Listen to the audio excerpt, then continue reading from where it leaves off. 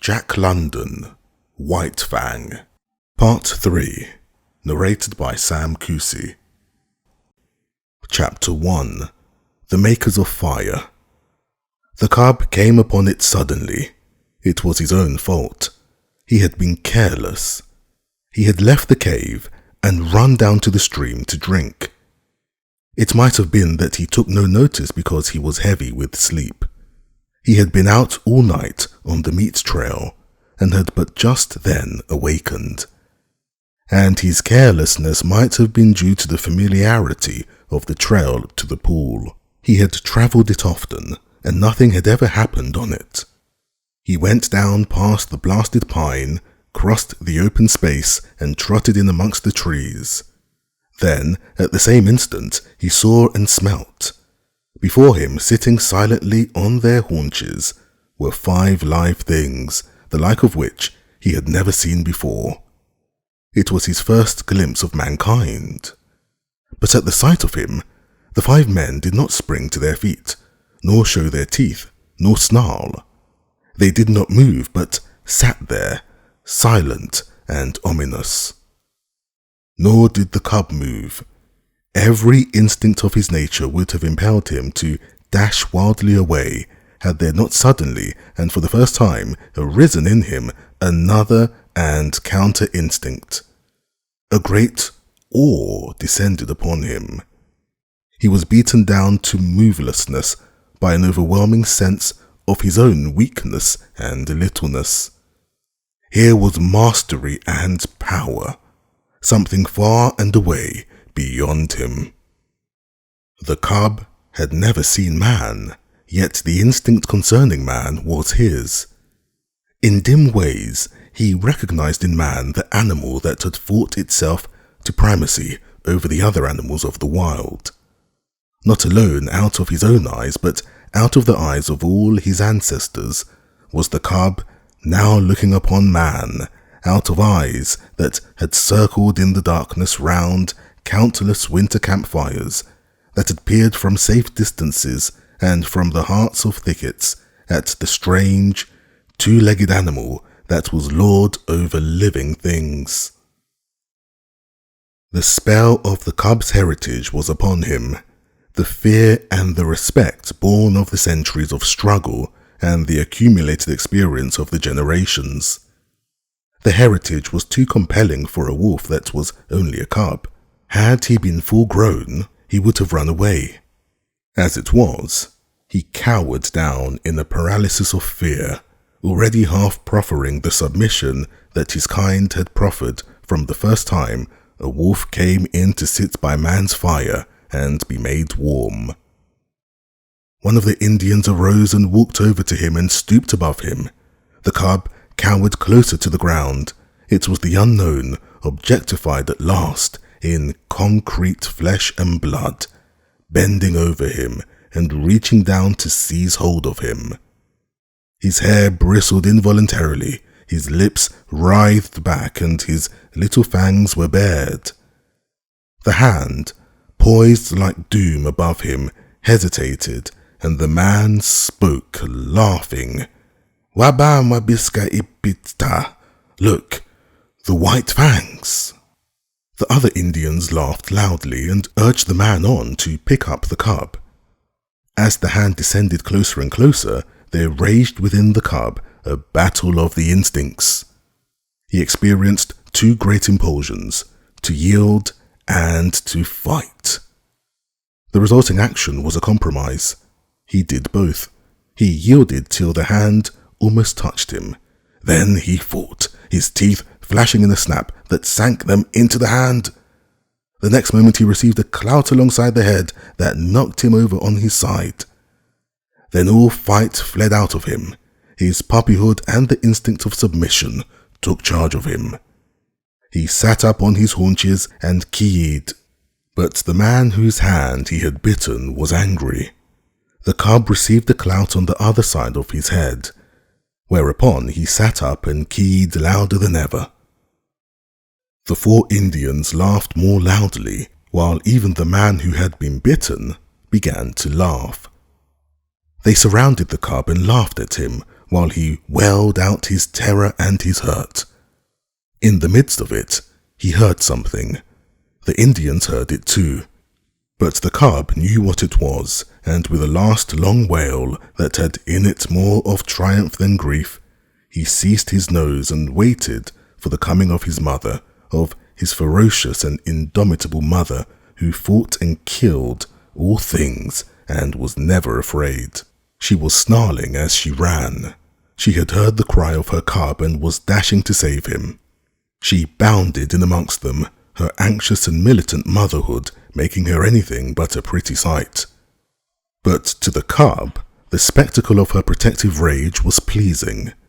He uttered a glad little cry and bounded to meet her, while the man-animals went back hastily several steps. The she-wolf stood over against her cub, facing the men, with bristling hair, a snarl rumbling deep in her throat.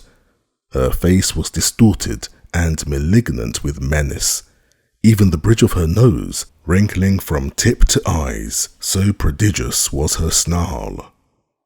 Then it was that a cry went up from one of the men. "Kish" was what he uttered. It was an exclamation of surprise. The cub felt his mother wilting at the sound. "Kish," the man cried again, this time with sharpness and authority. And then the cub saw his mother, the she-wolf, the fearless one, crouching down till her belly touched the ground, whimpering, wagging her tail, making peace signs. The cub could not understand. He was appalled. The awe of man rushed over him again. His instinct had been true. His mother verified it. She, too, rendered submission to the man-animals. The man who had spoken came over to her. He put his hand upon her head, and she only crouched closer. She did not snap, nor threaten to snap. The other men came up and surrounded her, and felt her, and pawed her, which action she made no attempt to resent.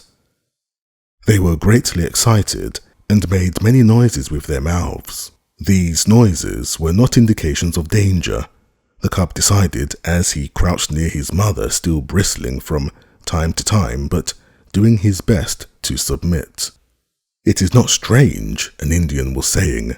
"Her father was a wolf. It is true her mother was a dog, but did not my brother tie her out in the woods all of 3 nights in the mating season?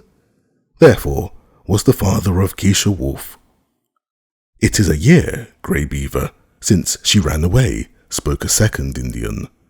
"It is not strange, Salmon Tongue," Grey Beaver answered. "It was the time of the famine, and there was no meat for the dogs." "She has lived with the wolves," said a third Indian. "So it would seem 3 eagles," Grey Beaver answered, laying his hand on the cub, "and this be the sign of it." The cub snarled a little at the touch of the hand, and the hand flew back to administer a clout, whereupon the cub covered its fangs and sank down submissively, while the hand, returning, rubbed behind his ears and up and down his back. "This be the sign of it," Grey Beaver went on. "It is plain that his mother is Kish, but his father was a wolf. Wherefore is there in him little dog and much wolf? His fangs be white, and White Fang shall be his name. I have spoken. He is my dog. For was not Kish my brother's dog? And is not my brother dead?" The cub, who had thus received a name in the world, lay and watched.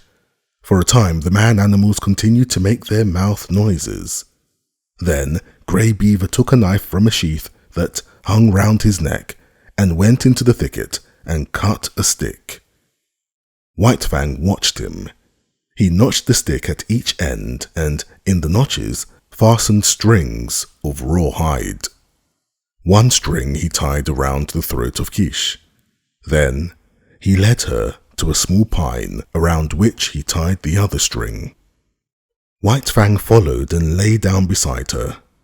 Salmon Tongue's hand reached out to him and rolled him over on his back. Kish looked on anxiously.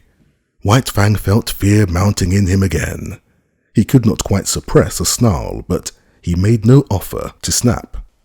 The hand, with fingers crooked and spread apart, rubbed his stomach in a playful way and rolled him from side to side.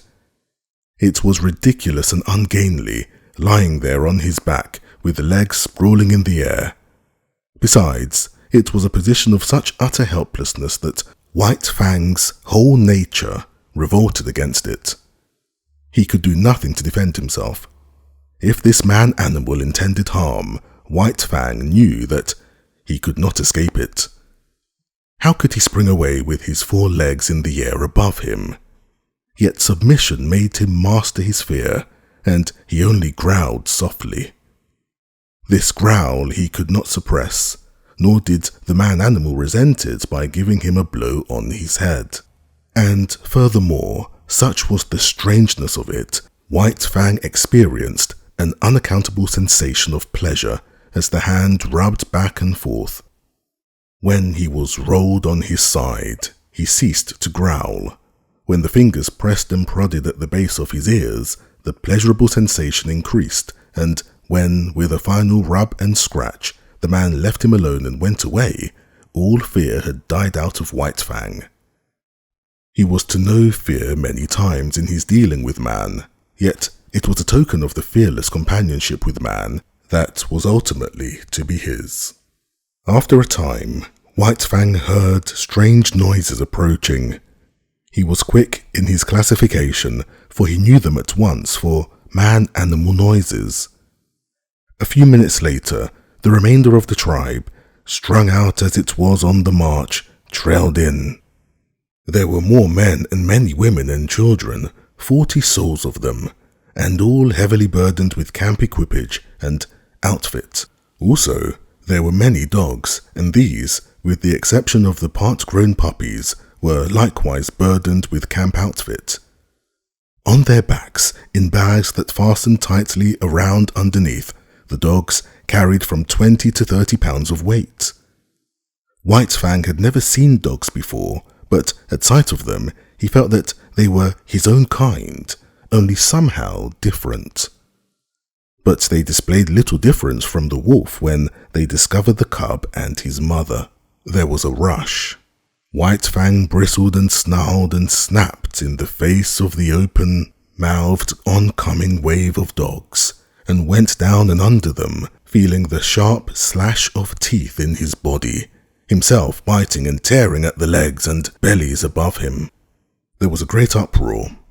He could hear the snarl of Kish as she fought for him, and he could hear the cries of the man-animals, the sound of clubs striking upon bodies, and the yelps of pain from the dogs so struck.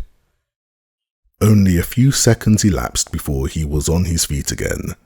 He could now see the man-animals driving back the dogs with clubs and stones, defending him, saving him from the savage teeth of his kind that somehow was not his kind.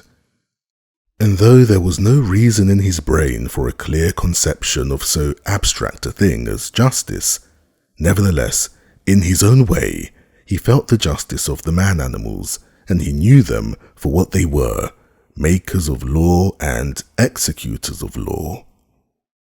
Also, he appreciated the power with which they administered the law. Unlike any animals he had ever encountered, they did not bite nor claw. They enforced their life strength with the power of dead things. Dead things did their bidding. Thus sticks and stones, directed by these strange creatures, leaped through the air like living things, inflicting grievous hurts upon the dogs. To his mind, this was power unusual, power inconceivable and beyond the natural, power that was godlike. White Fang, in the very nature of him, could never know anything about gods. At best, he could know only things that were beyond knowing, but the wonder and awe that he had of these man-animals in ways resembled what would be the wonder and awe of man at sight of some celestial creature on a mountain-top, hurling thunderbolts from either hand at an astonished world.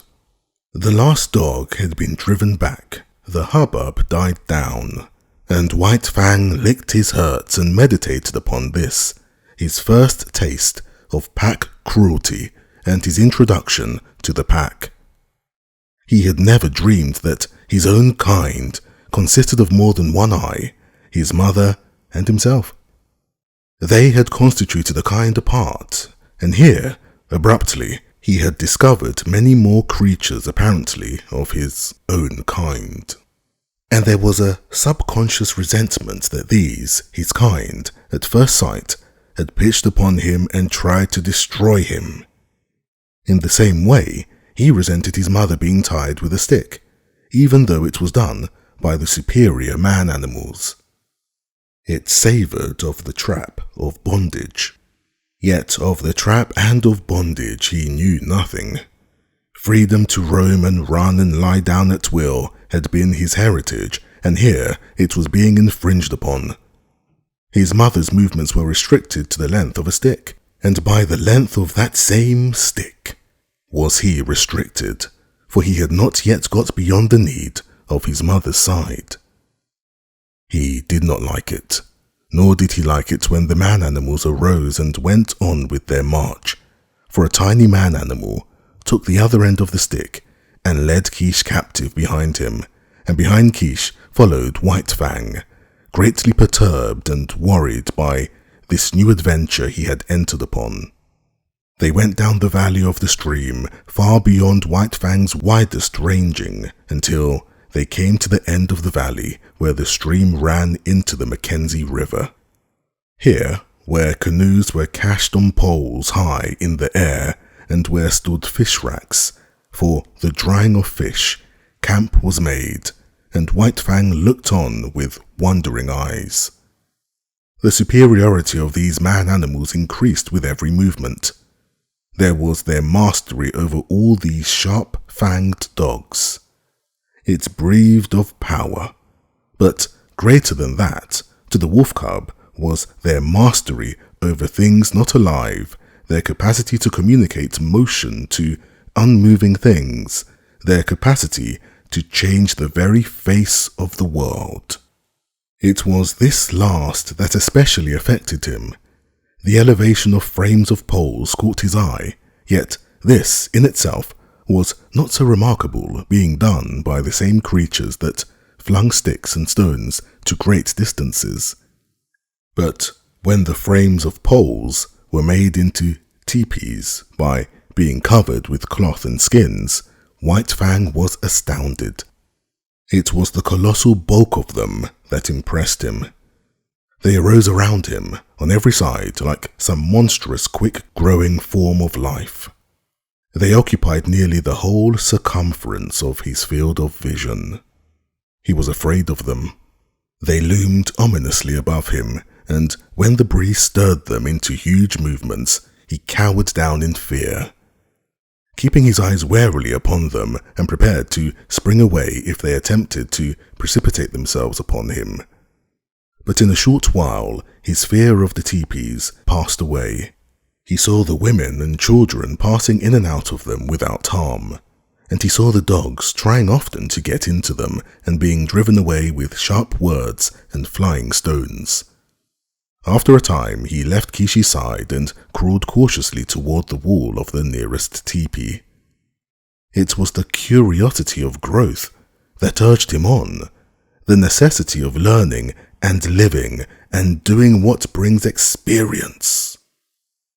The last few inches to the wall of the teepee were crawled with painful slowness and precaution. The day's events had prepared him for the unknown to manifest itself in most stupendous and unthinkable ways. At last his nose touched the canvas. He waited. Nothing happened. Then he smelled the strange fabric, saturated with the man-smell. He closed on the canvas with his teeth and gave a gentle tug. Nothing happened, though the adjacent portions of the teepee moved. He tugged harder. There was a greater movement. It was delightful. He tugged still harder and repeatedly until the whole teepee was in motion. Then the sharp cry of a squaw inside sent him scampering back to Quiche.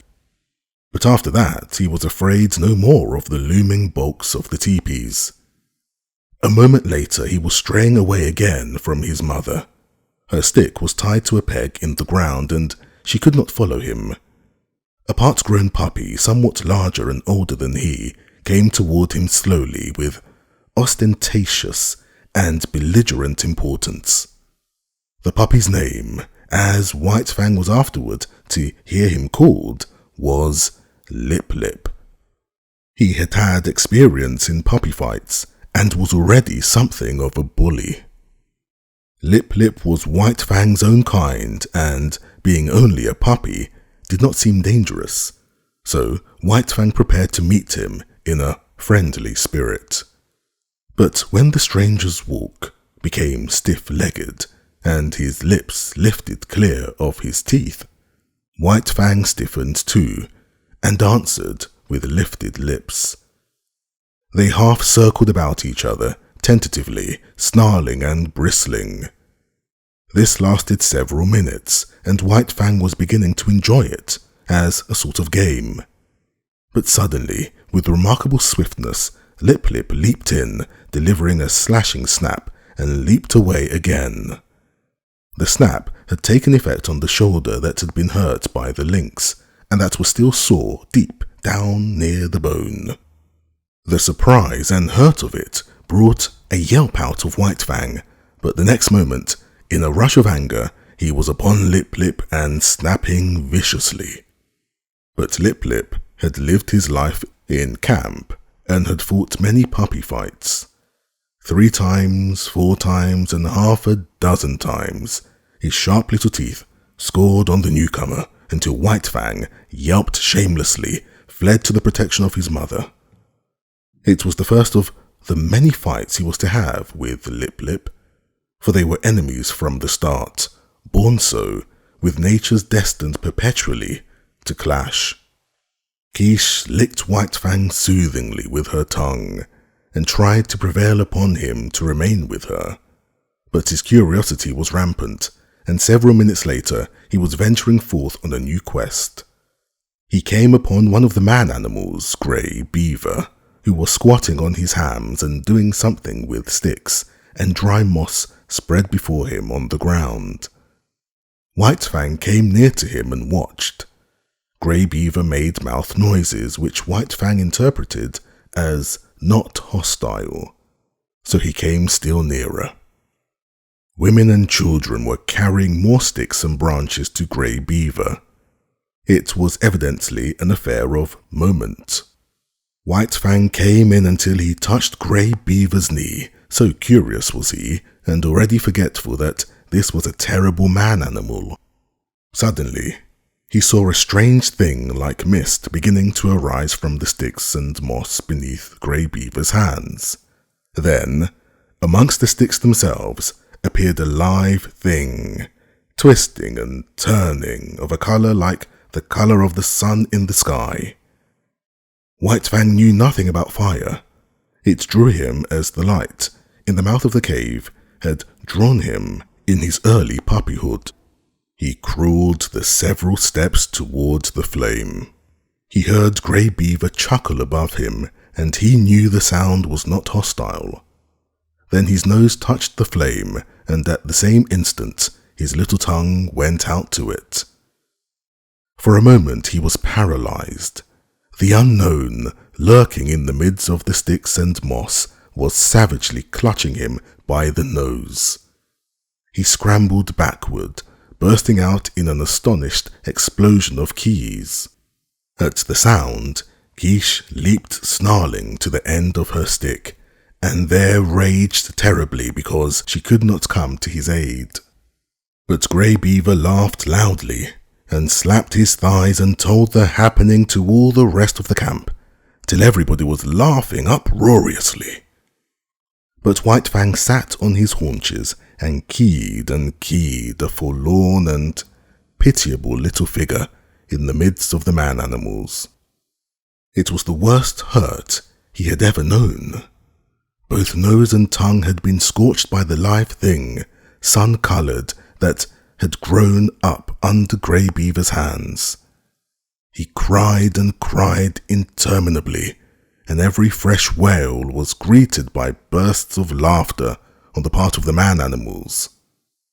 He tried to soothe his nose with his tongue, but the tongue was burnt too, and the two hurts coming together produced greater hurt, whereupon he cried more hopelessly and helplessly than ever. And then shame came to him. He knew laughter and the meaning of it. It is not given us to know how some animals know laughter, and know when they are being laughed at, but it was this same way that White Fang knew it, and he felt shame that the man-animals should be laughing at him. He turned and fled away, not from the hurt of the fire, but from the laughter that sank even deeper and hurt in the spirit of him. And he fled to Kish, raging at the end of her stick like an animal gone mad, to Kish, the one creature in the world who was not laughing at him. Twilight drew down and night came on, and White Fang lay by his mother's side.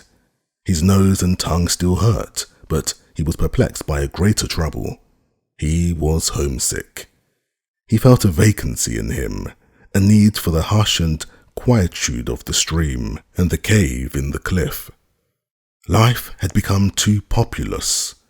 There were so many of the man-animals, men, women and children, all making noises and irritations. And there were the dogs, ever squabbling and bickering, bursting into uproars and creating confusions.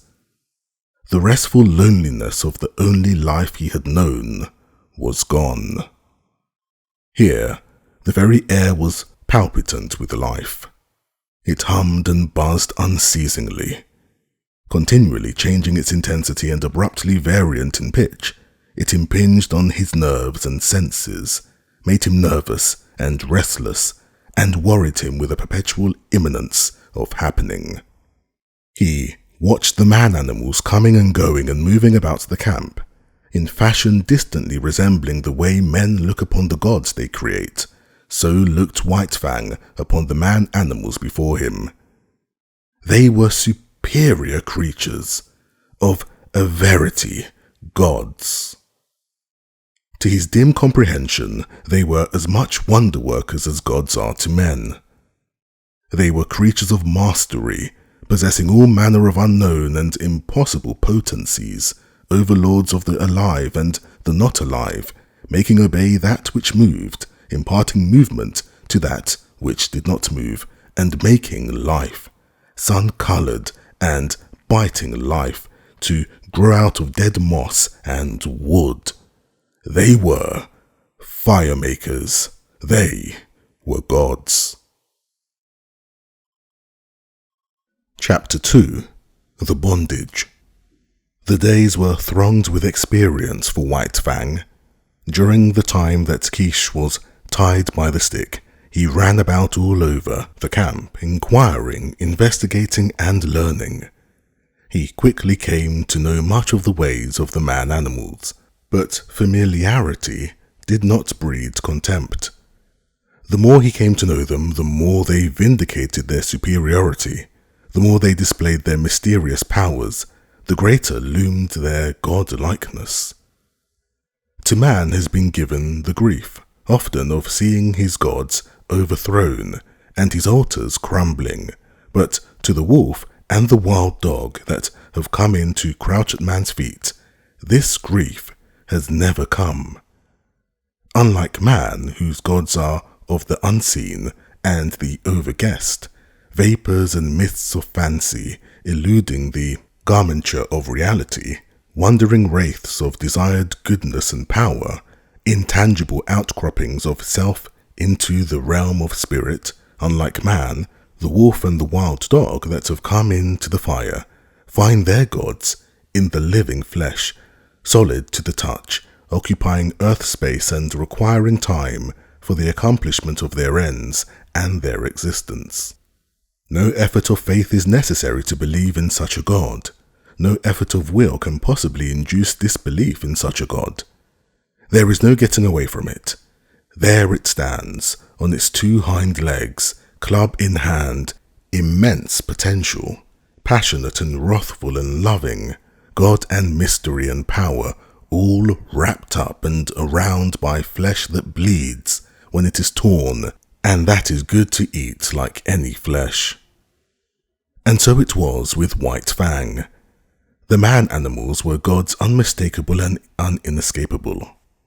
As his mother, Kish, had rendered her allegiance to them at the first cry of her name, so he was beginning to render his allegiance. He gave them his trail as a privilege indubitably theirs. When they walked, he got out of their way. When they called, he came. When they threatened, he cowered down. When they commanded him to go, he went away hurriedly. For behind any wish of theirs was power to enforce that wish, power that hurt, power that expressed itself in clouts and clubs, in flying stones and stinging lashes of whips. He belonged to them as all dogs belong to them. His actions were theirs to command. His body was theirs to maul, to stamp upon, to tolerate. Such was the lesson that was quickly borne in upon him. It came hard, going as it did, counter to much that was strong and dominant in his own nature, and while he disliked it in the learning of it, unknown to himself, he was learning to like it. It was a placing of his destiny in another's hands, a shifting of the responsibilities of existence. This, in itself, was compensation, for it is always easier to lean upon another than to stand alone. But it did not all happen in a day, this giving over of himself, body and soul, to the man-animals. He could not immediately forego his wild heritage and his memories of the wild. There were days when he crept to the edge of the forest and stood and listened to something calling him far and away. And always he returned, restless and uncomfortable, to whimper softly and wistfully at Kish's side and to lick her face with eager, questioning tongue. White Fang learned rapidly the ways of the camp. He knew the injustice and greediness of the older dogs when meat or fish was thrown out to be eaten. He came to know that men were more just, children more cruel, and women more kindly and more likely to toss him a bit of meat or bone. And after 2 or 3 painful adventures with the mothers of part-grown puppies, he came into the knowledge that it was always good policy to let such mothers alone, to keep away from them as far as possible and to avoid them when he saw them coming. But the bane of his life was Lip Lip.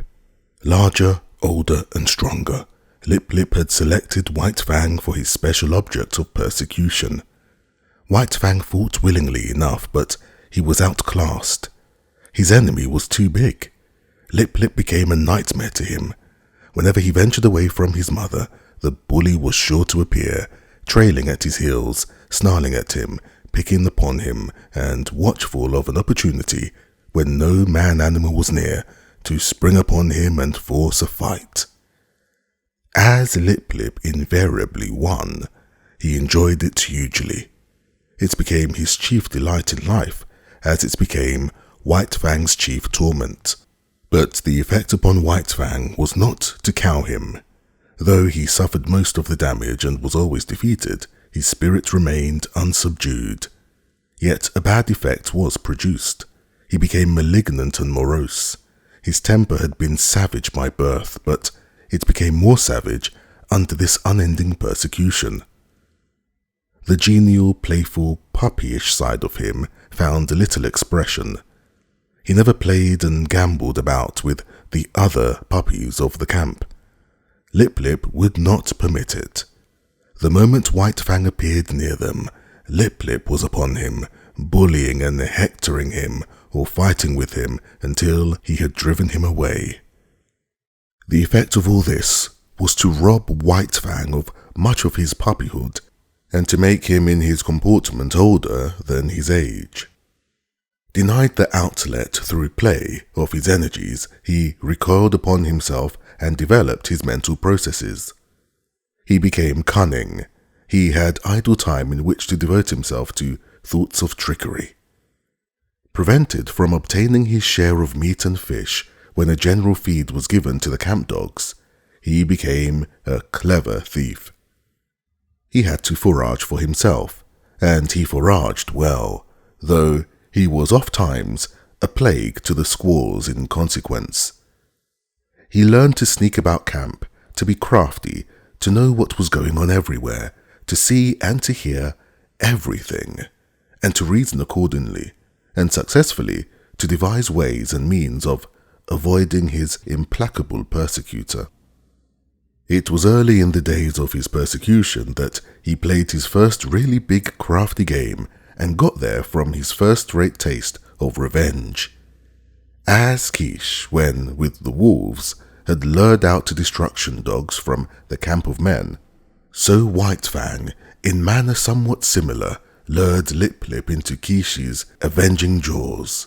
Retreating before Lip Lip, White Fang made an indirect flight that led in and out and around the various teepees of the camp. He was a good runner, swifter than any puppy of his size, and swifter than Lip Lip, but he did not run his best in this chase. He barely held his own, one leap ahead of his pursuer. Lip Lip, excited by the chase and by the persistent nearness of his victim, forgot caution and locality. When he remembered locality, it was too late. Dashing at top speed around the teepee, he ran full tilt into Kishi lying at the end of her stick. He gave one yelp of consternation, and then her punishing jaws closed upon him. She was tied, but he could not get away from her easily. She rolled him off his legs so that he could not run, while she repeatedly ripped and slashed him with her fangs. When at last he succeeded in rolling clear of her, he crawled to his feet, badly dishevelled, hurt both in body and in spirit. His hair was standing out all over him in tufts where her teeth had mauled. He stood where he had risen, opened his mouth, and broke out the long, heartbroken puppy wail. But even this he was not allowed to complete. In the middle of it, White Fang, rushing in, sank his teeth into Lip Lip's hind leg. There was no fight left in Lip Lip, and he ran away shamelessly, his victim hot on his heels and worrying him all the way back to his own teepee. Here the squaws came to his aid, and White Fang, transformed into a raging demon, was finally driven off only by a fusillade of stones. Then came the day when Grey Beaver, deciding that the liability of her running away was past, released Kishi. White Fang was delighted with his mother's freedom. He accompanied her joyfully about the camp, and so long as he remained close by her side, Lip Lip kept a respectful distance. White Fang even bristled up to him and walked stiff-legged, but Lip Lip ignored the challenge. He was no fool himself, and whatever vengeance he desired to wreak, he could wait until he caught White Fang alone. Later on that day, Kishi and White Fang strayed into the edge of the woods next to the camp. He had led his mother there step by step, and now, when she stopped, he tried to inveigle her farther. The stream, the lair, and the quiet woods were calling to him, and he wanted her to come. He ran on a few steps, stopped, and looked back. She had not moved. He whined pleadingly and scurried playfully in and out of the underbrush. He ran back to her, licked her face, and ran on again. And still she did not move. He stopped and regarded her, all of an intentness and eagerness physically expressed that slowly faded out of him as she turned her head and gazed back at the camp. There was something calling to him out there in the open. His mother heard it too, but she heard also that other and louder call, the call of the fire and of man, the call which has been given alone of all animals to the wolf to answer, to the wolf and the wild dog, who are brothers. Kish turned and slowly trotted back toward camp, stronger than the physical restraint of the stick was the clutch of the camp upon her. Unseen and occultly, the gods still gripped with their power and would not let her go. White Fang sat down in the shadow of a birch and whimpered softly. There was a strong smell of pine, and subtle wood fragrances filled the air, reminding him of his old life of freedom before the days of his bondage. But he was still only a part-grown puppy, and stronger than the call either of man or of the wild was the call of his mother. All the hours of his short life he had depended upon her. The time was yet to come for independence. So he arose and trotted forlornly back to the camp, pausing once and twice to sit down and whimper, and to listen to the call that still sounded in the depths of the forest. In the wild, the time of a mother with her young is short, but under the dominion of man, it is sometimes even shorter. Thus it was with White Fang. Grey Beaver was in the debt of 3 eagles. 3 Eagles was going away on a trip up the Mackenzie to the Great Slave Lake. A strip of scarlet cloth, a bearskin, 20 cartridges, and quiche went to pay the debt. White Fang saw his mother taken aboard 3 Eagles' canoe and tried to follow her. A blow from 3 Eagles knocked him backwards to the land. The canoe shoved off. He sprang into the water and swam after it, deaf to the sharp cries of Grey Beaver to return. Even a man-animal, a god, White Fang ignored. Such was the terror he was in of losing his mother. But gods are accustomed to being obeyed, and Grey Beaver wrathfully launched a canoe in pursuit. When he overtook White Fang, he reached down and by the nape of the neck lifted him clear of the water. He did not deposit him at once in the bottom of the canoe. Holding him suspended with one hand, with the other hand, he proceeded to give him a beating. And it was a beating. His hand was heavy, every blow was shrewd to hurt, and he delivered a multitude of blows. Impelled by the blows that rained upon him, now from this side, now from that, White Fang swung back and forth like an erratic and jerky pendulum. Varying were the emotions that surged through him. At first, he had known surprise. Then came a momentary fear when he yelped several times to the impact of the hand. But this was quickly followed by anger. His free nature asserted itself, and he showed his teeth and snarled fearlessly in the face of the wrathful god. This but served to make the god more wrathful. The blows came faster, heavier, more shrewd to hurt. Grey Beaver continued to beat. White Fang continued to snarl. But this could not last forever. One or the other must give over, and that one was White Fang.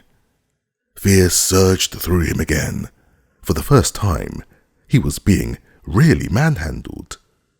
The occasional blows of sticks and stones he had previously experienced were as caresses compared with this. He broke down and began to cry and yelp. For a time, each blow brought a yelp from him, but fear passed into terror until finally his yelps were voiced in unbroken succession, unconnected with the rhythm of the punishment. At last, Grey Beaver withheld his hand. White Fang, hanging limply, continued to cry. This seemed to satisfy his master, who flung him down roughly in the bottom of the canoe. In the meantime, the canoe had drifted down the stream. Grey Beaver picked up the paddle. White Fang was in his way. He spurned him savagely with his foot. In that moment, White Fang's free nature flashed forth again, and he sank his teeth into the moccasined foot. The beating that had gone before was as nothing compared with the beating he now received. Grey Beaver's wrath was terrible. Likewise was White Fang's fright. Not only the hand, but the hard wooden paddle was used upon him, and he was bruised and sore in all his small body when he was again flung down in the canoe. Again, and this time with purpose, did Grey Beaver kick him. White Fang did not repeat his attack on the foot. He had learned another lesson of his bondage. Never, no matter what the circumstance, must he dare to bite the god who was lord and master over him. The body of the lord and master was sacred, not to be defiled by the teeth of such as he. That was evidently the crime of crimes, the one offence there was no condoning nor overlooking. When the canoe touched the shore, White Fang lay whimpering and motionless, waiting the will of Grey Beaver. It was Grey Beaver's will that he should go ashore, for ashore he was flung, strikingly heavily on his side and hurting his bruises afresh. He crawled tremblingly to his feet and stood whimpering. Lip Lip, who had watched the whole proceeding from the bank, now rushed upon him, knocking him over and sinking his teeth into him. White Fang was too helpless to defend himself, and it would have gone hard with him had not Grey Beaver's foot shot out, lifting Lip Lip into the air with its violence so that he smashed down to earth 12 feet away.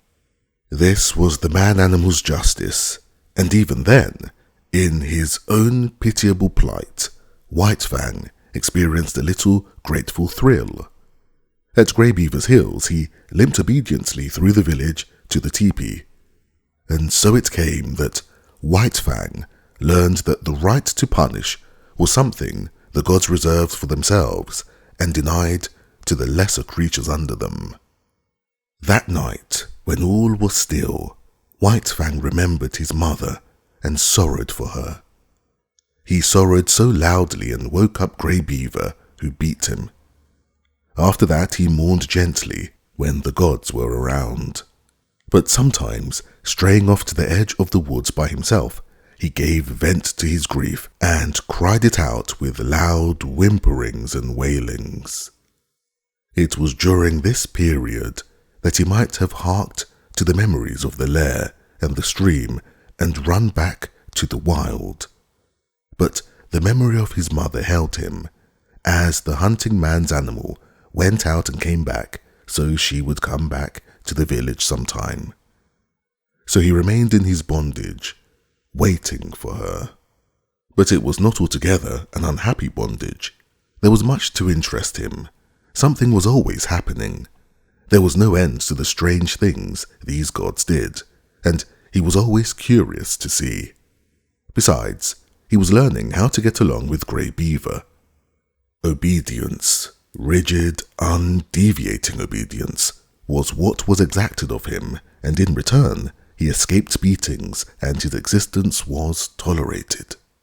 Nay, Grey Beaver himself sometimes tossed him a piece of meat and defended him against the other dogs in the eating of it. And such a piece of meat was of value. It was worth more, in some strange way, than 12 pieces of meat from the hand of a squaw. Grey Beaver never petted nor caressed. Perhaps it was the weight of his hand, perhaps his justice, perhaps the sheer power of him, and perhaps it was all these things that influenced White Fang, for a certain tie of attachment was forming between him and his surly lord. Insidiously, and by remote ways, as well as by the power of stick and stone and clout of hand, were the shackles of White Fang's bondage being riveted upon him. The qualities in his kind that, in the beginning, made it possible for them to come into the fires of men were qualities capable of development. They were developing in him, and the camp life, replete with misery as it was secretly endearing itself to him all the time. But White Fang was unaware of it. He knew only grief for the loss of Quiche, hope for her return, and a hungry yearning for the free life that had been his. Chapter 3. The Outcast. Lip Lip continued so to darken his days that White Fang became wickeder and more ferocious than it was his natural right to be. Savageness was a part of his makeup, but the savageness that thus developed exceeded his makeup. He acquired a reputation for wickedness among the man-animals themselves. Wherever there was trouble and uproar in camp, fighting and squabbling, or the outcry of a squaw over a bit of stolen meat, they were sure to find White Fang mixed up in it and usually at the bottom of it. They did not bother to look after the causes of his conduct. They saw only the effects, and the effects were bad. He was a sneak and a thief, a mischief maker, a fomenter of trouble, and irate squaws told him to his face, while he eyed them alert and ready to dodge any quick-flung missile, that he was a wolf, and worthless, and bound to come to an evil end.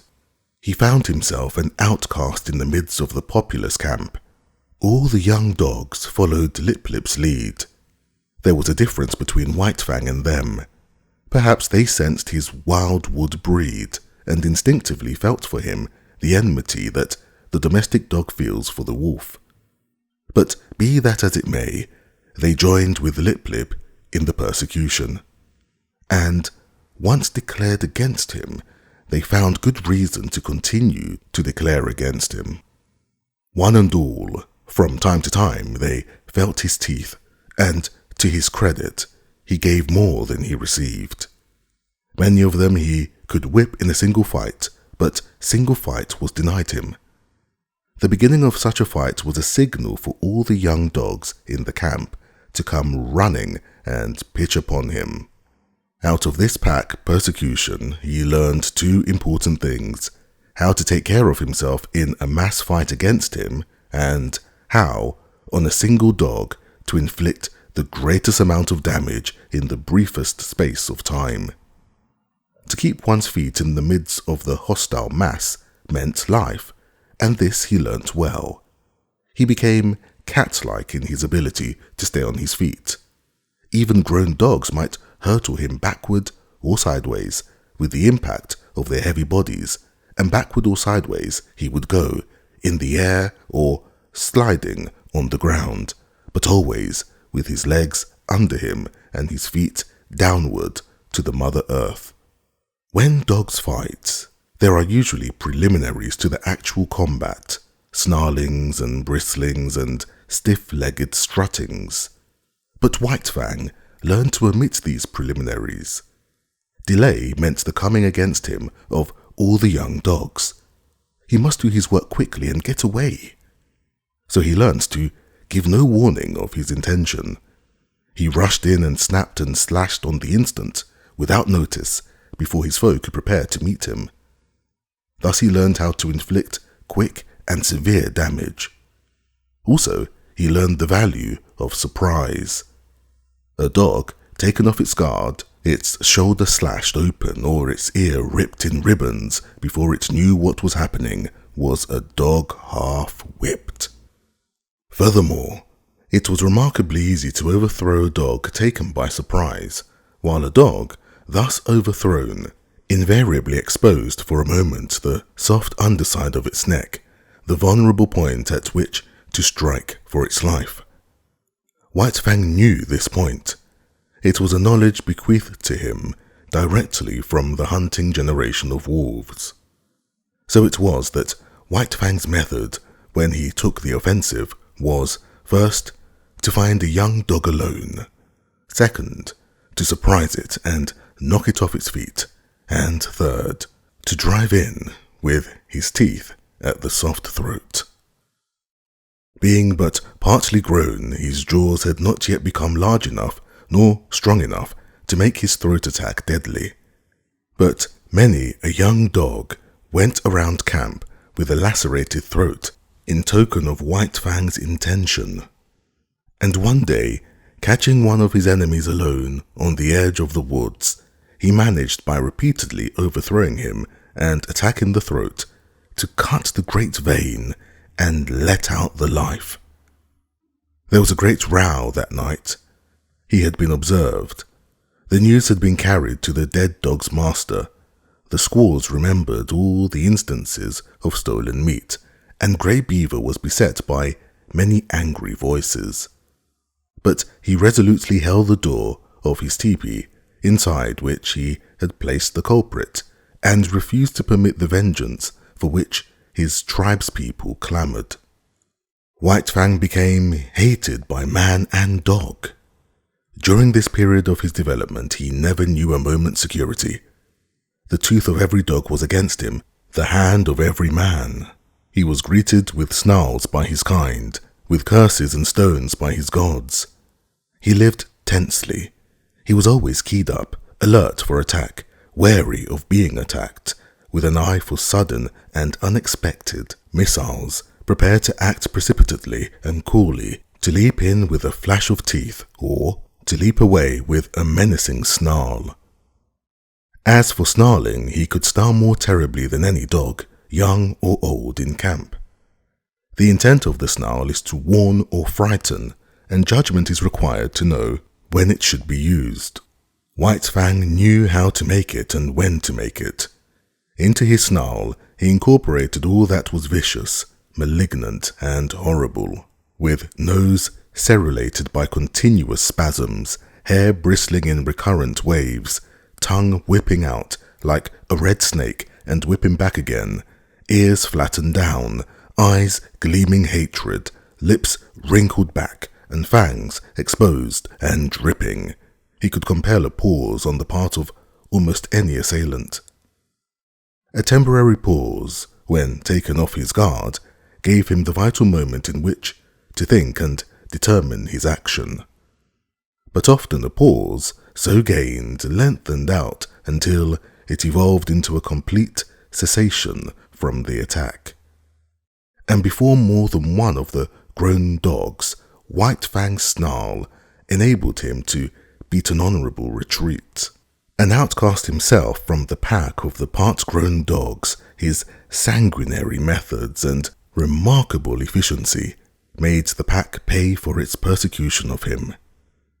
Not permitted himself to run with the pack, the curious state of affairs obtained that no member of the pack could run outside the pack.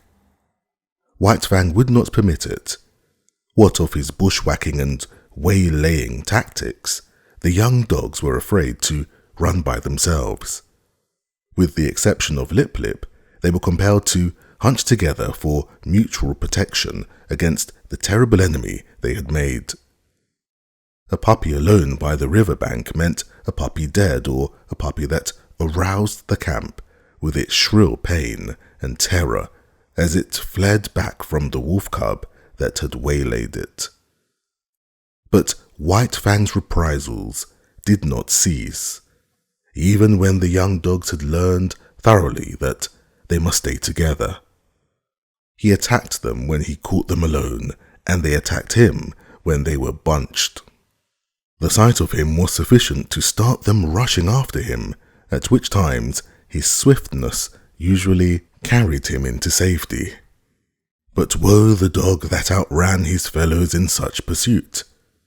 White Fang had learned to turn suddenly upon the pursuer that was ahead of the pack, and thoroughly to rip him up before the pack could arrive. This occurred with great frequency, for once in full cry, the dogs were prone to forget themselves in the excitement of the chase, while White Fang never forgot himself. Stealing backward glances as he ran, he was always ready to whirl around and down the overzealous pursuer that outran his fellows. Young dogs are bound to play, and out of the exigencies of the situation, they realized their play in this mimic warfare. Thus it was that the hunt of White Fang became their chief game, a deadly game, withal, and at all times a serious game. He, on the other hand, being the fastest-footed, was unafraid to venture anywhere. During the period that he waited vainly for his mother to come back, he led the pack many a wild chase through the adjacent woods. But the pack invariably lost him. Its noise and outcry warned him of his presence, while he ran alone, velvet-footed, silently, a moving shadow among the trees, after the manner of his father and mother before him. Further, he was more directly connected with the wild than they, and he knew more of its secrets and stratagems. A favourite trick of his was to lose his trail in running water and then lie quietly in a nearby thicket while their baffled cries arose around him. Hated by his kind and by mankind, indomitable, perpetually warred upon, and himself waging perpetual war, his development was rapid and one-sided. This was no soil for kindliness and affection to blossom in. Of such things he had not the faintest glimmering. The code he learned was to obey the strong and to oppress the weak. Grey Beaver was a god and strong. Therefore, White Fang obeyed him. But the dog, younger or smaller than himself, was weak, a thing to be destroyed. His development was in the direction of power, in order to face the constant danger of hurt and even of destruction. His predatory and protective faculties were unduly developed. He became quicker of movement than the other dogs, swifter of foot, craftier, deadlier, more lithe, more lean with iron-like muscle and sinew, more enduring, more cruel, more ferocious, and more intelligent. He had to become all these things, else he would not have held his own, nor survived the hostile environment in which he found himself. Chapter 4. The Trail of the Gods. In the fall of the year, when the days were shortening and the bite of the frost was coming into the air, White Fang got his chance for liberty. For several days there had been a great hubbub in the village. The summer camp was being dismantled and the tribe, bag and baggage, was preparing to go off to the fall hunting. White Fang watched it all with eager eyes, and when the teepees began to come down and the canoes were loading at the bank, he understood. Already the canoes were departing and some had disappeared down the river. Quite deliberately, he determined to stay behind.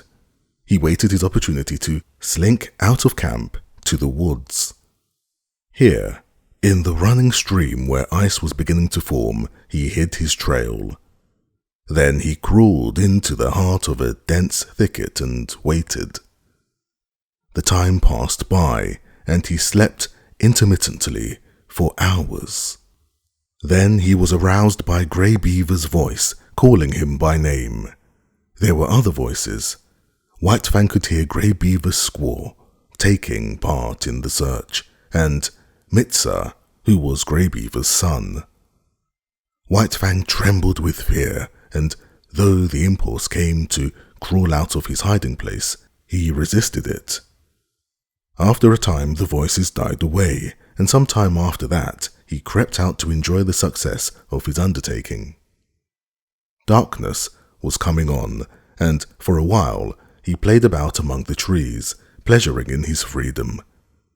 Then, and quite suddenly, he became aware of loneliness. He sat down to consider, listening to the silence of the forest and perturbed by it. That nothing moved nor sounded seemed ominous. He felt the lurking of danger, unseen and unguessed. He was suspicious of the looming bulks of the trees and of the dark shadows that might conceal all manner of perilous things. Then it was cold. Here was no warm side of a teepee against which to snuggle. The frost was in his feet, and he kept lifting first one forefoot and then the other. He curved his bushy tail around to cover them, and at the same time he saw a vision. There was nothing strange about it. Upon his inward sight was impressed a succession of memory pictures. He saw the camp again, the teepees and the blaze of the fires. He heard the shrill voices of the women, the gruff basses of the men, and the snarling of the dogs. He was hungry, and he remembered pieces of meat and fish that had been thrown him. Here was no meat, nothing but a threatening and inedible silence. His bondage had softened him. Irresponsibility had weakened him. He had forgotten how to shift for himself. The night yawned about him. His senses, accustomed to the hum and bustle of the camp, used to the continuous impact of sights and sounds, were now left idle. There was nothing to do, nothing to see nor hear. They strained to catch some interruption of the silence and immobility of nature. They were appalled by inaction and by the feel of something terrible impending. He gave a great start of fright.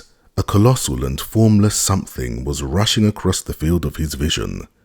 It was a tree shadow flung by the moon, from whose face the clouds had been brushed away. Reassured, he whimpered softly, then he suppressed the whimper for fear that it might attract the attention of the lurking dangers. A tree, contracting in the cool of the night, made a loud noise. It was directly above him. He yelped in his fright. A panic seized him, and he ran madly toward the village. He knew an overpowering desire for the protection and companionship of man. In his nostrils was the smell of the camp smoke. In his ears, the camp sounds and cries were ringing aloud. He passed out of the forest and into the moonlit open where were no shadows nor darknesses. But no village greeted his eyes. He had forgotten. The village had gone away. His wild flight ceased abruptly. There was no place to which to flee. He slunk forlornly through the deserted camp, smelling the rubbish heaps and the discarded rags and tags of the gods. He would have been glad for the rattle of stones about him, flung by an angry squaw, glad for the hand of grey beaver descending upon him in wrath, while he would have welcomed, with delight, Lip Lip and the whole snarling, cowardly pack. He came to where Grey Beaver's teepee had stood. In the center of the space it had occupied, he sat down. He pointed his nose at the moon. His throat was afflicted by rigid spasms.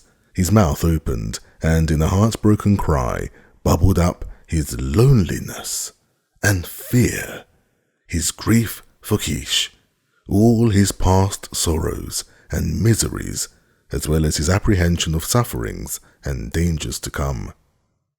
It was the long wolf howl, full-throated and mournful, the first howl he had ever uttered. The coming of daylight dispelled his fears but increased his loneliness. The naked earth, which so shortly before had been so populous, thrust his loneliness more forcibly upon him. It did not take him long to make up his mind.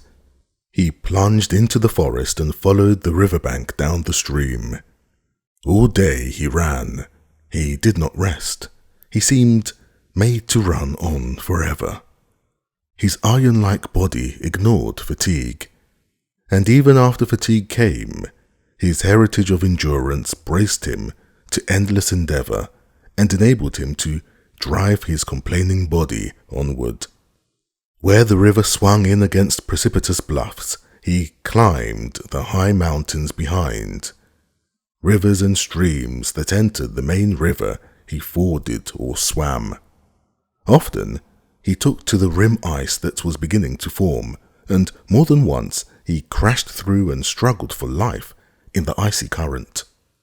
Always, he was on the lookout for the trail of the gods, where it might leave the river and proceed inland. White Fang was intelligent beyond the average of his kind, yet his mental vision was not wide enough to embrace the other bank of the Mackenzie. What if the trail of the gods led out on that side? It never entered his head. Later on, when he had travelled more and grown older and wiser, and came to know more of trails and rivers, it might be that he could grasp and apprehend such a possibility. But that mental power was yet in the future. Just now, he ran blindly, his own bank of the Mackenzie alone, entering into his calculations. All night he ran, blundering in the darkness into mishaps and obstacles that delayed but did not daunt. By the middle of the second day, he had been running continuously for 30 hours, and the iron of his flesh was giving out. It was the endurance of his mind that kept him going. He had not eaten in 40 hours, and he was weak with hunger. The repeated drenchings in the icy water had likewise had their effect on him. His handsome coat was draggled. The broad pads of his feet were bruised and bleeding. He had begun to limp, and this limp increased with the hours. To make it worse, the light of the sky was obscured and snow began to fall, a raw, moist, melting, clinging snow, slippery underfoot, that hid from him the landscape he traversed, and that covered over the inequalities of the ground, so that the way of his feet was more difficult and painful. Grey Beaver had intended camping that night on the far bank of the Mackenzie, for it was in that direction that the hunting lay. But on the near bank, shortly before dark, a moose coming down to drink had been espied by Klondike, who was Grey Beaver's squaw. Now, had not the moose come down to drink, had not Mitsa been steering out of the course because of the snow, had not Klondike sighted the moose, and had not Grey Beaver killed it with a lucky shot from his rifle, all subsequent things would have happened differently. Grey Beaver would not have camped on the near side of the Mackenzie, and White Fang would not have passed by and gone on, either to die or to find his way to the Wild Brothers and become one of them, a wolf to the end of his days. Night had fallen. The snow was flying more thickly, and White Fang, whimpering softly to himself as he stumbled and limped along, came upon a fresh trail in the snow. So fresh was it that he knew it immediately for what it was. Whining with eagerness, he followed back from the riverbank and in among the trees. The camp sounds came to his ears. He saw the blaze of the fire, Klondike cooking, and Grey Beaver squatting on his hams and mumbling a chunk of raw tallow. There was fresh meat in camp. White Fang expected a beating. He crouched and bristled a little at the thought of it. Then he went forward again. He feared and disliked the beating he knew to be waiting for him. But he knew, further, that the comfort of the fire would be his, the protection of the gods, the companionship of the dogs, the last, a companionship of enmity, but nonetheless a companionship and satisfying to his gregarious needs. He came cringing and crawling into the firelight. Grey Beaver saw him and stopped munching the tallow. White Fang crawled slowly, cringing and grovelling in the abjectness of his abasement and submission. He crawled straight toward Grey Beaver, every inch of his progress becoming slower and more painful. The last he lay at the master's feet, into whose possession he now surrendered himself, voluntarily, body and soul. Of his own choice he came in to sit by man's fire and to be ruled by him. White Fang trembled, waiting for the punishments to fall upon him. There was a movement of the hand above him. He cringed involuntarily under the expected blow. It did not fall. He stole a glance upward. Grey Beaver was breaking the lump of tallow in half. Grey Beaver was offering him one piece of the tallow. Very gently and somewhat suspiciously, he first smelled the tallow and then proceeded to eat it. Grey Beaver ordered meat to be brought to him and guarded him from the other dogs while he ate. After that, grateful and content, White Fang lay at Grey Beaver's feet, gazing at the fire that warmed him, blinking and dozing, secure in the knowledge that the morrow would find him not wandering forlorn through bleak forest stretches, but in the camp of the man-animals, with the gods to whom he had given himself and upon whom he was now dependent. Chapter 5 The Covenant. When December was well along, Grey Beaver went on a journey up the Mackenzie. Mitsa and Klukuch went with him. One sled he drove himself, drawn by dogs he had traded for or borrowed. A second and smaller sled was driven by Mitsa, and to this was harnessed a team of puppies. It was more of a toy affair than anything else, yet it was the delight of Mitsa, who felt that he was beginning to do a man's work in the world. Also, he was learning to drive dogs and to train dogs, while the puppies themselves were being broken in to the harness. Furthermore, the sled was of some service, for it carried nearly 200 pounds of outfit and food. White Fang had seen the camp dogs toiling in the harness, so that he did not resent overmuch the first placing of the harness upon himself. About his neck was put a moss-stuffed collar, which was connected by 2 pulling traces to a strap that passed around his chest and over his back. It was to this that was fastened the long rope by which he pulled at the sled. There were 7 puppies in the team. The others had been born earlier in the year and were 9 and 10 months old. Each dog was fastened to the sled by a single rope. No 2 ropes were of the same length, while the difference in length between any 2 ropes was at least that of a dog's body. Every rope was brought to a ring at the front end of the sled. The sled itself was without runners, being a birch bark toboggan, with upturned forward ends to keep it from ploughing under the snow.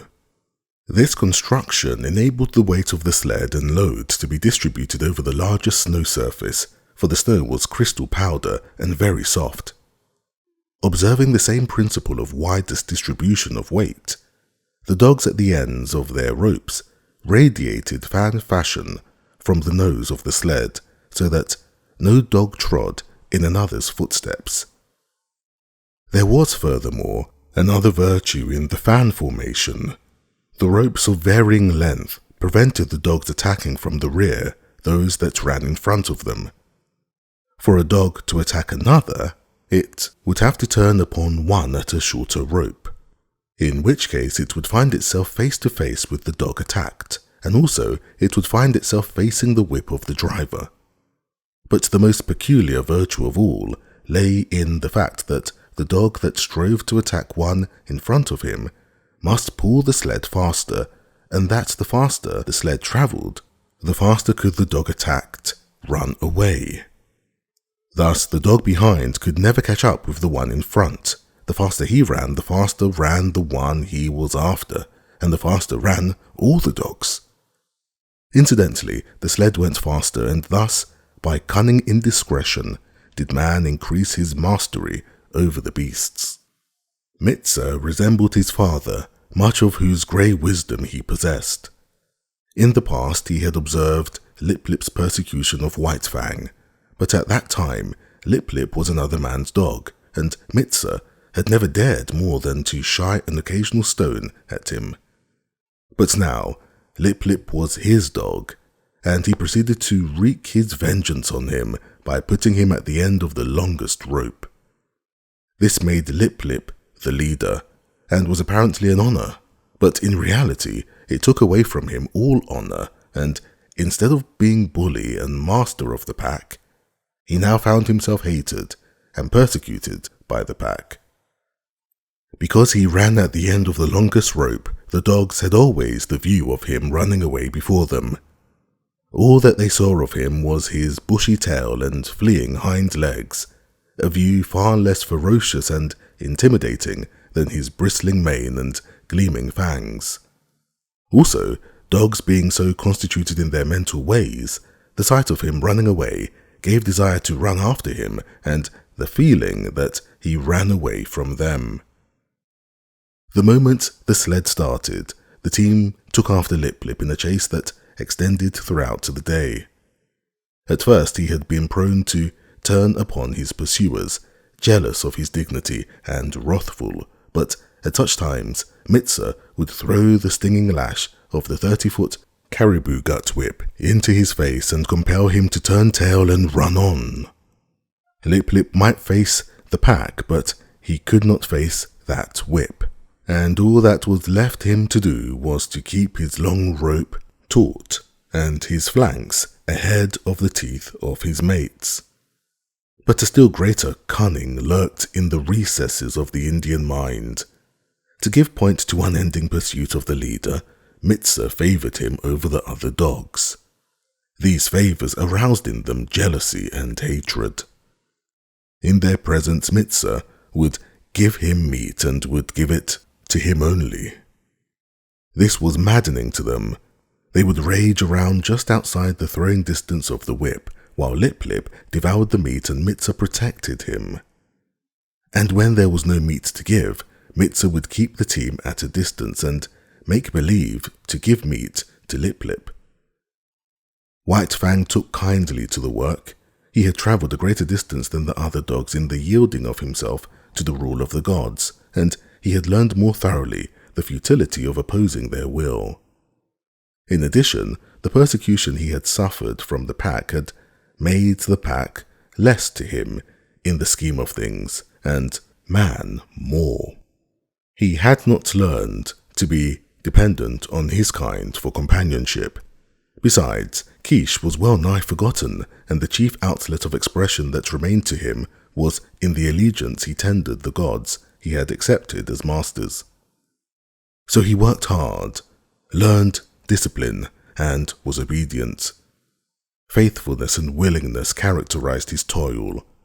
These are essential traits of the wolf and the wild dog when they have become domesticated, and these traits White Fang possessed in unusual measure.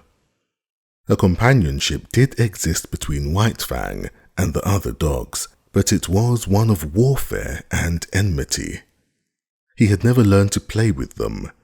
He knew only how to fight, and fight with them he did, returning to them 100-fold the snaps and slashes they had given him in the days when Lip Lip was leader of the pack. But Lip Lip was no longer leader, except when he fled away before his mates at the end of his rope, the sled bounding along behind. In the camp, he kept close to Mitsa or Grey Beaver or Klukooch. He did not dare venture away from the gods, for now the fangs of all dogs were against him, and he tasted to the dregs the persecution that had been White Fang's. With the overthrow of Lip Lip, White Fang could have become leader of the pack, but he was too morose and solitary for that.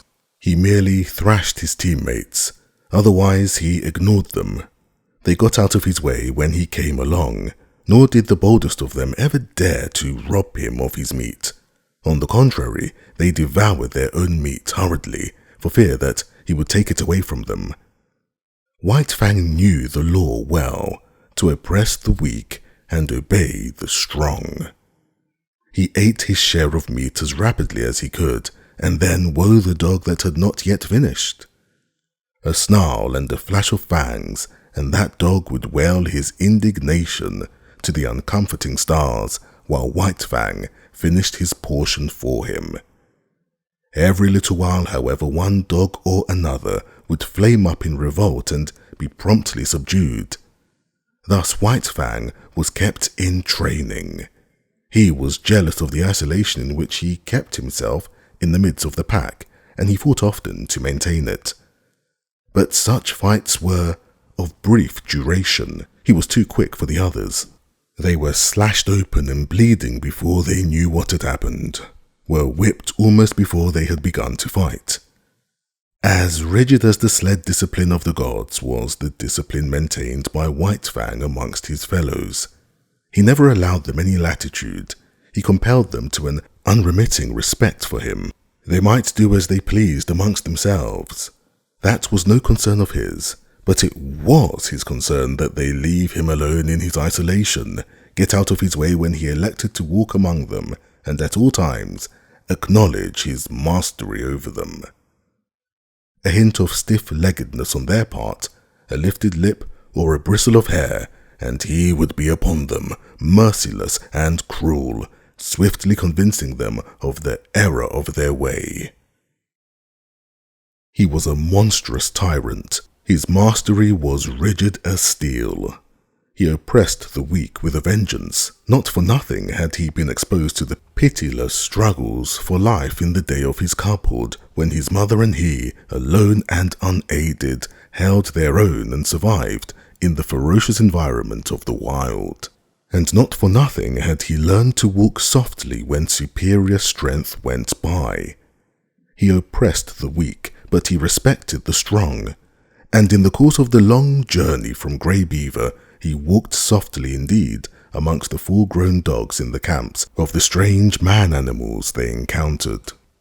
The months passed by, still continued the journey of Grey Beaver. White Fang's strength was developed by the long hours of trail and the steady toil at the sled, and it would have seemed that his mental development was well nigh complete. He had come to know quite thoroughly the world in which he lived. His outlook was bleak and materialistic. The world as he saw it was a fierce and brutal world, a world without warmth, a world in which caresses and affection and the bright sweetnesses of the spirit did not exist. He had no affection for Grey Beaver. True, he was a god, but a most savage god. White Fang was glad to acknowledge his lordship, but it was a lordship based upon superior intelligence and brute strength. There was something in the fibre of White Fang's being that made his lordship a thing to be desired, else he would not have come back from the wild when he did, to tender his allegiance. There were depths in his nature which had never been sounded. A kind word, a caressing touch of the hand on the part of Grey Beaver might have sounded these depths, but Grey Beaver did not caress nor speak kind words. It was not his way. His primacy was savage, and savagely he ruled, administering justice with a club, punishing transgression with the pain of a blow, and rewarding merit, not by kindness, but by withholding a blow. So White Fang knew nothing of the heaven a man's hand might contain for him. Besides, he did not like the hands of the man-animals. He was suspicious of them. It was true that they sometimes gave meat, but more often they gave hurt. Hands were things to keep away from. They hurled stones, wielded sticks and clubs and whips, administered slaps and clouts, and when they touched him, were cunning to hurt with pinch and twist and wrench. In strange villages he had encountered the hands of the children and learned that they were cruel to hurt. Also, he had once nearly had an eye poked out by a toddling papoose. From these experiences he became suspicious of all children. He could not tolerate them. When they came near with their ominous hands, he got up. It was in a village at the Great Slave Lake that, in the course of resenting the evil of the hands of the man-animals, he came to modify the law that he had learned from Grey Beaver, namely, that the unpardonable crime was to bite one of the gods. In this village, after the custom of all the dogs in all villages, White Fang went foraging for food. A boy was chopping frozen moose meat with an axe, and the chips were flying in the snow. White Fang, sliding by in quest of meat, stopped and began to eat the chips. He observed the boy lay down the axe and take up a stout club. White Fang sprang clear, just in time to escape the descending blow. The boy pursued, and he, a stranger in the village, fled between two teepees to find himself cornered against a high earth bank. There was no escape for White Fang. The only way out was between the two teepees, and this the boy guarded. Holding his club prepared to strike, he drew in on his cornered quarry. White Fang was furious. He faced the boy, bristling and snarling, his sense of justice outraged. He knew the law of forage. All the wastage of meat, such as the frozen chips, belonged to the dog that found it. He had done no wrong, broken no law, yet here was this boy, preparing to give him a beating. White Fang scarcely knew what happened. He did it in a surge of rage, and he did it so quickly that the boy did not know either. All the boy knew was that he had in some unaccountable way been overturned into the snow, and that his club hand had been ripped wide open by White Fang's teeth. But White Fang knew that he had broken the law of the gods. He had driven his teeth into the sacred flesh of one of them, and could expect nothing but a most terrible punishment. He fled away to Grey Beaver, behind whose protecting legs he crouched when the bitten boy and the boy's family came, demanding vengeance. But they went away with vengeance unsatisfied. Grey Beaver defended White Fang. So did Mitsa and Klukuch. White Fang, listening to the wordy war and watching the angry gestures, knew that his act was justified. And so it came that he learned there were gods and gods. There were his gods and there were other gods, and between them there was a difference. Justice or injustice, it was all the same. He must take all things from the hands of his own gods, but he was not compelled to take injustice from the other gods. It was his privilege to resent it with his teeth, and this also was a law of the gods. Before the day was out, White Fang was to learn more about this law. Mitsa, alone, gathering firewood in the forest, encountered the boy that had been bitten. With him were other boys. Hot words passed. Then all the boys attacked Mitsa. It was going hard with him. Blows were raining upon him from all sides. White Fang looked on at first. This was an affair of the gods, and no concern of his.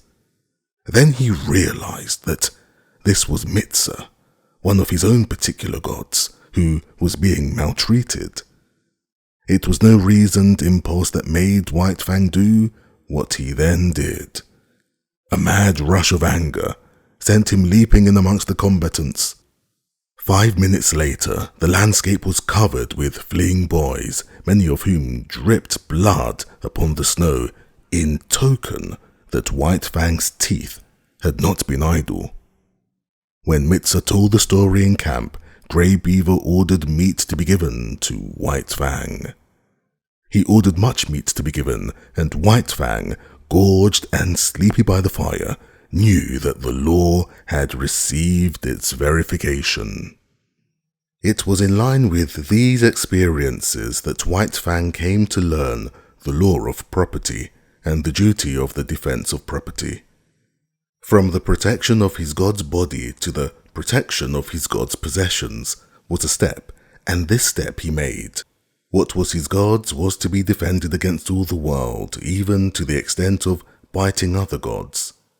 Not only was such an act sacrilegious in its nature, but it was fraught with peril. The gods were all powerful, and a dog was no match against them. Yet White Fang learned to face them, fiercely belligerent and unafraid. Duty rose above fear, and thieving gods learned to leave Grey Beaver's property alone. One thing in this connection White Fang quickly learned, and that was that a thieving god was usually a cowardly god and prone to run away at the sounding of the alarm. Also, he learned that but brief time elapsed between his sounding of the alarm and Grey Beaver coming to his aid. He came to know that it was not fear of him that drove the thief away, but fear of Grey Beaver. White Fang did not give up the alarm by barking. He never barked. His method was to drive straight at the intruder and to sink his teeth in if he could. Because he was morose and solitary, having nothing to do with the other dogs, he was unusually fitted to guard his master's property, and in this he was encouraged and trained by Grey Beaver. One result of this was to make White Fang more ferocious and indomitable and more solitary. The months went by, binding stronger and stronger the covenant between dog and man. This was the ancient covenant that the first wolf that came in from the wild entered into with man. And like all succeeding wolves and wild dogs that had done likewise, White Fang worked the covenant out for himself. The terms were simple. For the possession of a flesh and blood god, he exchanged his own liberty. Food and fire, protection and companionship were some of the things he received from the god. In return, he guarded the god's property, defended his body, worked for him, and obeyed him. The possession of a god implies service. White Fang's was a service of duty and awe, but not of love. He did not know what love was. He had no experience of love. Quiche was a remote memory. Besides, not only had he abandoned the wild and his kind when he gave himself up to man, but the terms of the covenant were such that if ever he met Quiche again, he would not desert his god to go with her.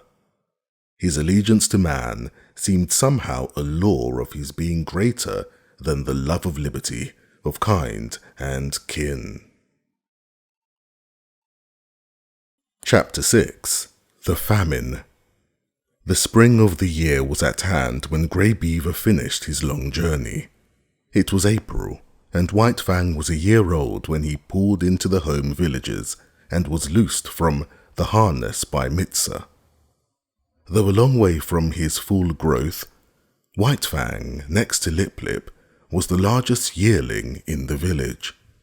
Both from his father, the wolf, and from Quiche, he had inherited stature and strength, and already he was measuring up alongside the full-grown dogs.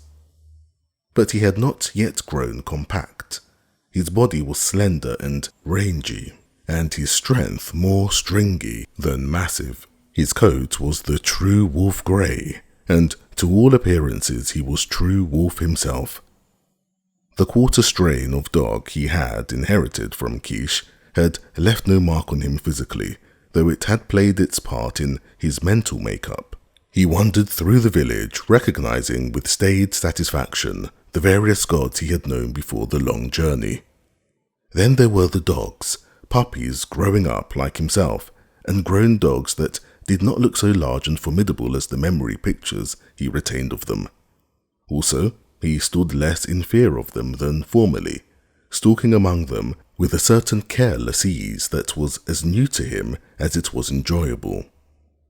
There was Basik, a grizzled old fellow that in his younger days had but to uncover his fangs to send White Fang cringing and crouching all about. From him, White Fang had learned much of his own insignificance, and from him he was now to learn much of the change and development that had taken place in himself. While Basik had been growing weaker with age, White Fang had been growing stronger with youth. It was at the cutting up of a moose, fresh killed, that White Fang learned of the changed relations in which he stood to the dog world. He had got for himself a hoof and part of the shin bone to which quite a bit of meat was attached.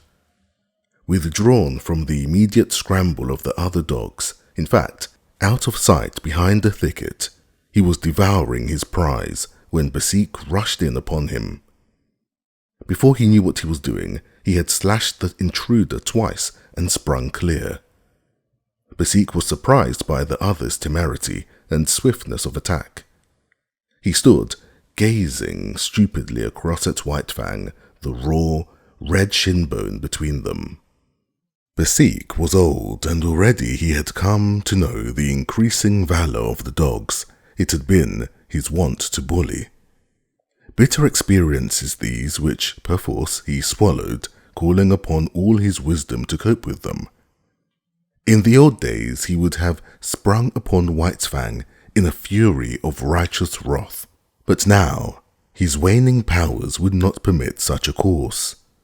He bristled fiercely and looked ominously across the shin bone at White Fang, and White Fang, resurrecting quite a deal of the old awe, seemed to wilt and to shrink in upon himself and grow small, as he cast about in his mind for a way to beat a retreat not too inglorious.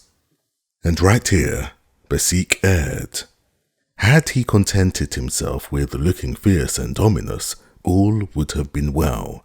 White Fang, on the verge of retreat, would have retreated, leaving the meat to him. But Basik did not wait. He considered the victory already his and stepped forward to the meat. As he bent his head carelessly to smell it, White Fang bristled slightly. Even then, it was not too late for Basik to retrieve the situation. Had he merely stood over the meat, head up and glowering, White Fang would ultimately have slunk away. But the fresh meat was strong in Basik's nostrils, and greed urged him to take a bite of it. This was too much for White Fang. Fresh upon his months of mastery over his own teammates, it was beyond his self-control to stand idly by while another devoured the meat that belonged to him. He struck, after his custom, without warning. With the first slash, Basik's right ear was ripped into ribbons. He was astounded at the suddenness of it. But more things, and most grievous ones, were happening with equal suddenness. He was knocked off his feet. His throat was bitten. While he was struggling to his feet, the young dog sank teeth twice into his shoulder. The swiftness of it was bewildering. He made a futile rush at White Fang, clipping the empty air with an outraged snap. The next moment, his nose was laid open, and he was staggering backward away from the meat. The situation was now reversed. White Fang stood over the shin bone, bristling and menacing, while Basik stood a little way off, preparing to retreat. He dared not risk a fight with this young lightning flash, and again he knew, and more bitterly, the enfeeblement of oncoming age. His attempt to maintain his dignity was heroic. Calmly turning his back upon young dog and shinbone as though both were beneath his notice and unworthy of his consideration, he stalked grandly away. Nor, until well out of sight, did he stop to lick his bleeding wounds. The effect on White Fang was to give him a greater faith in himself and a greater pride. He walked less softly among the grown dogs. His attitude toward them was less compromising. Not that he went out of his way looking for trouble. Far from it. But upon his way he demanded consideration. He stood upon his right to go his way unmolested, and to give trail to no dog. He had to be taken into account. That was all. He was no longer to be disregarded and ignored, as was the lot of puppies, and as continued to be the lot of puppies that were his teammates. They got out of the way, gave trail to the grown dogs, and gave up meat to them under compulsion. But White Fang, uncompanionable, solitary, morose, scarcely looking to right or left, redoubtable, forbidding of aspect, remote and alien, was accepted as an equal by his puzzled elders. They quickly learned to leave him alone, neither venturing hostile acts nor making overtures of friendliness. If they left him alone, he left them alone, a state of affairs that they found, after a few encounters, to be preeminently desirable. In midsummer, White Fang had an experience. Trotting along in his silent way to investigate a new teepee which had been erected on the edge of the village while he was away with the hunters after moose, he came full upon Quiche. He paused and looked at her. He remembered her vaguely, but he remembered her, and that was more than could be said for her. She lifted her lip at him in the old snarl of menace, and his memory became clear. His forgotten cubhood, all that was associated with that familiar snarl, rushed back to him. Before he had known the gods, she had been to him the centerpin of the universe. The old familiar feelings of that time came back upon him, surged up within him. He bounded towards her joyously, and she met him with shrewd fangs that laid his cheek open to the bone. He did not understand. He backed away, bewildered and puzzled. But it was not Keish's fault.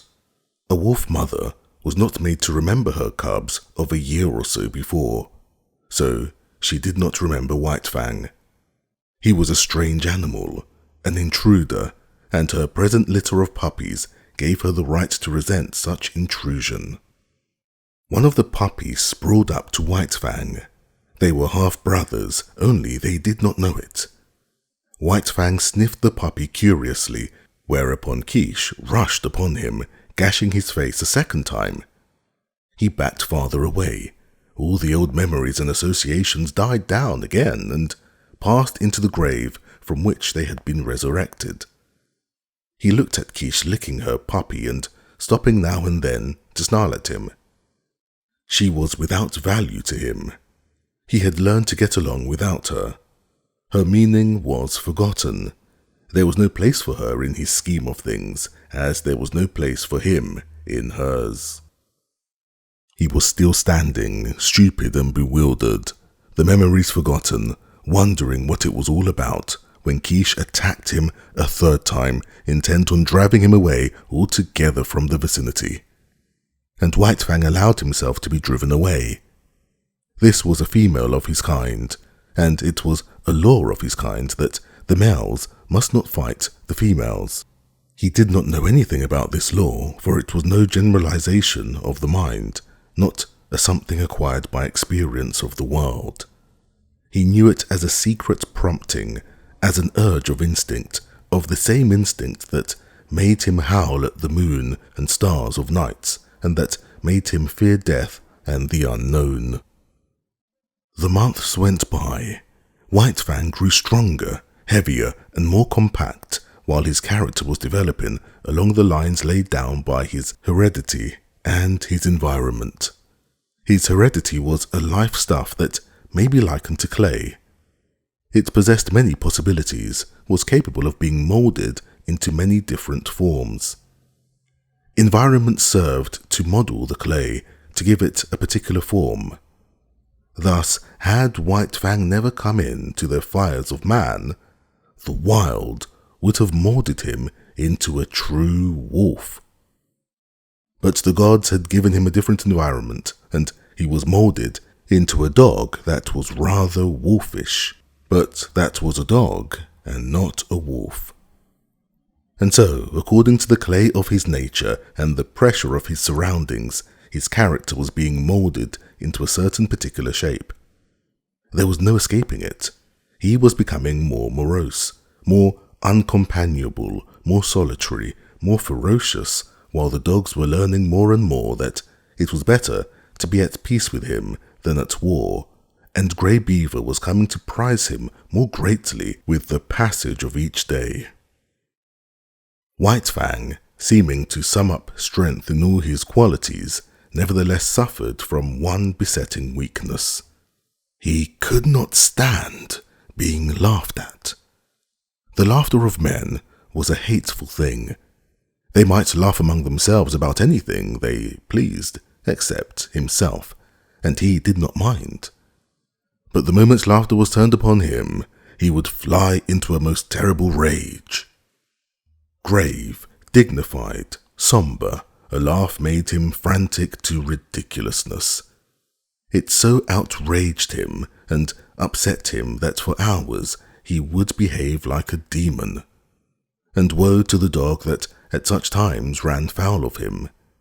He knew the law too well to take it out of Grey Beaver. Behind Grey Beaver were a club and Godhead. But behind the dogs there was nothing but space, and into this space they flew when White Fang came on the scene, made mad by laughter. In the 3rd year of his life there came a great famine to the Mackenzie Indians. In the summer the fish failed. In the winter the caribou forsook their accustomed track. Moose were scarce, the rabbits almost disappeared, hunting and preying animals perished. Denied their usual food supply, weakened by hunger, they fell upon and devoured one another. Only the strong survived. White Fang's gods were always hunting animals. The old and the weak of them died of hunger. There was wailing in the village where the women and children went without in order that what little they had might go into the bellies of the lean and hollow-eyed hunters who trod the forest in the vain pursuit of meat. To such extremity were the gods driven that they ate the soft-tanned leather of their moccasins and mittens, while the dogs ate the harnesses off their backs and the very whiplashes. Also, the dogs ate one another, and also the gods ate the dogs. The weakest and the more worthless were eaten first. The dogs that still lived looked on and understood. A few of the boldest and wisest forsook the fires of the gods, which had now become a shambles, and fled into the forest where, in the end, they starved to death or were eaten by wolves. In this time of misery, White Fang too stole away into the woods. He was better fitted for the life than the other dogs, for he had the training of his cubhood to guide him. Especially adept did he become in stalking small living things. He would lie concealed for hours, following every movement of a cautious tree squirrel, waiting with a patience as huge as the hunger he suffered from until the squirrel ventured out upon the ground. Even then, White Fang was not premature. He waited until he was sure of striking before the squirrel could gain a tree refuge. Then, and not until then, would he flash from his hiding place a grey projectile, incredibly swift, never failing its mark, the fleeing squirrel that fled not fast enough. Successful as he was with squirrels, there was one difficulty that prevented him from living and growing fat on them. There were not enough squirrels. So he was driven to hunt still smaller things. So acute did his hunger become at times that he was not above rooting out wood mice from their burrows in the ground. Nor did he scorn to do battle with a weasel as hungry as himself, and many times more ferocious. In the worst pinches of the famine, he stole back to the fires of the gods, but he did not go into the fires. He lurked in the forest, avoiding discovery and rubbing the snares at the rare intervals when game was caught. He even robbed Grey Beaver's snare of a rabbit at a time when Grey Beaver staggered and tottered through the forest, sitting down often to rest, what of weakness and of shortness of breath. One day, White Fang encountered a young wolf, gaunt and scrawny, loose-jointed with famine. Had he not been hungry himself, White Fang might have gone with him and eventually found his way into the pack amongst his wild brethren. As it was, he ran the young wolf down and killed and ate him. Fortune seemed to favour him. Always, when hardest pressed for food, he found something to kill. Again, when he was weak, it was his luck that none of the larger preying animals chanced upon him. Thus, he was strong from the 2 days eating a lynx had afforded him when the hungry wolf pack ran full tilt upon him. It was a long, cruel chase, but he was better nourished than they, and, in the end, outran them. And not only did he outrun them, but circling widely back on his track, he gathered in one of his exhausted pursuers. After that, he left that part of the country and journeyed over to the valley wherein he had been born. Here, in the old lair, he encountered Quiche. Up to her old tricks, she too had fled the inhospitable fires of the gods and gone back to her old refuge to give birth to her young. Of this litter, but one remained alive when White Fang came upon the scene, and this one was not destined to live long. Young life had little chance in such a famine. Keisha's greeting of her grown son was anything but affectionate. But White Fang did not mind. He had outgrown his mother. So he turned tail philosophically and trotted on up the stream. At the forks he took the turning to the left, where he found the lair of the lynx with whom his mother and he had fought long before. Here, in the abandoned lair, he settled down and rested for a day. During the early summer, in the last days of the famine, he met Lip Lip, who had likewise taken to the woods, where he had eked out a miserable existence. White Fang came upon him unexpectedly, trotting in opposite directions along the base of a high bluff. They rounded a corner of rock and found themselves face to face. They paused with instant alarm and looked at each other suspiciously. White Fang was in splendid condition. His hunting had been good, and for a week he had eaten his fill. He was even gorged from his latest kill. But in the moment he looked at Lip Lip, his hair rose on end all along his back. It was an involuntary bristling on his part, the physical state that in the past had always accompanied the mental state produced in him by Lip Lip's bullying and persecution. As in the past he had bristled and snarled at sight of Lip Lip, so now and automatically he bristled and snarled. He did not waste any time. The thing was done thoroughly and with dispatch. Lip Lip essayed to back away, but White Fang struck him hard, shoulder to shoulder. Lip Lip was overthrown and rolled upon his back. White Fang's teeth drove into the scrawny throat.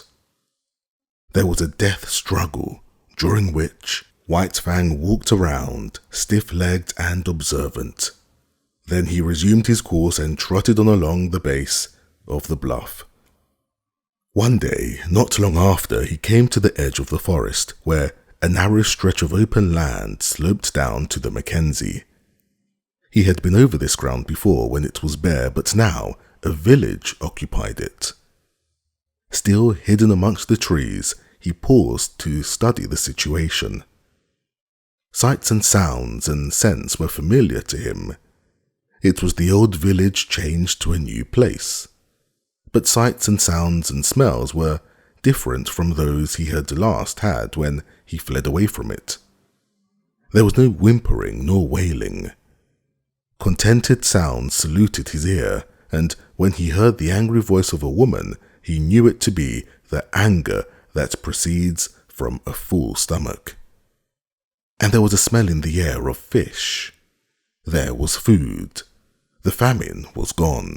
He came out boldly from the forest and trotted into camp straight to Grey Beaver's teepee.